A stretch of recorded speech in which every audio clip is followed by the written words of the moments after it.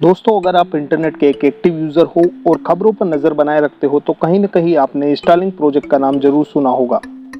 अगर नहीं भी सुना है तो हम आपको बता देते हैं आखिर क्या है स्टारलिंक प्रोजेक्ट या स्टारलिंक इंटरनेट।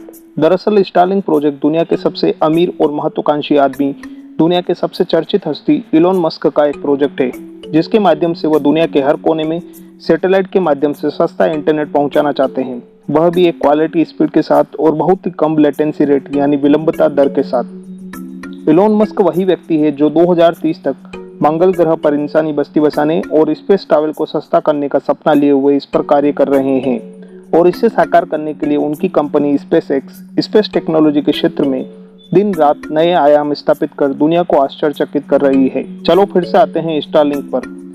अब तक दुनिया में इंटरनेट ऑप्टिकल फाइबर केबल्स की मदद से, जो कि समुद्र में बिछी होती हैं, और मोबाइल टावर के माध्यम से हमारे घर, ऑफिस और हमारे मोबाइल तक पहुंचाया जाता है।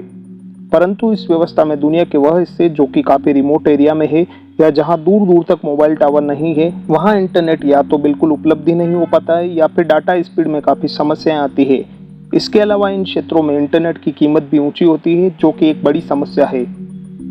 एलोन मस्क ने इसी समस्या के विकल्प के तौर पर दुनिया के हर कोने में सस्ता और फास्ट इंटरनेट उपलब्ध करवाने के लिए स्टारलिंक प्रोजेक्ट दुनिया के सामने पेश किया था। इस कार्यक्रम के तहत लगभग 42,000 सैटेलाइट पृथ्वी की लो अर्थ ऑर्बिट यानी निचली कक्षा में छोड़े जाएंगे। इस प्रकार 42,000 सैटेलाइट का यह जाल पूरी पृथ्वी को कवर करेगा तथा दुनिया के किसी भी हिस्से में इंटरनेट को पहुंचाया जा सकेगा। ये 42,000 सैटेलाइट 60-60 के बीच में छोड़े जाने हैं। स्टारलिंक प्रोजेक्ट का पहला मिशन 23 मई 2019 को लॉन्च किया गया था, जिसमें 60 सैटेलाइट थे। मई 2021 तक स्पेस एक्स लगभग 1500 से भी ज्यादा स्टारलिंक सैटेलाइट्स को अंतरिक्ष में सफलतापूर्वक भेज चुका है। स्पेस एक्स ने फिलहाल अपने शुरुआती चरण में यूएसए और कनाडा के कुछ हिस्सों में अपनी इस सैटेलाइट इंटरनेट की सेवा को देना चालू किया है, और संभावना है 2022 तक ये स्टारलिंक इंटरनेट भारत में भी उपलब्ध हो सकेगा। सैटेलाइट इंटरनेट के सिग्नल को प्राप्त करने के लिए आपको डिश टीवी की ही भांति एक छतरीनुमा एंटीना का प्रयोग करना होगा, जो कि मोटर की मदद से ऑटोमेटिकली अपनी दिशा बदलता रहेगा और सिग्नल प्राप्त करने और भेजने का काम करेगा।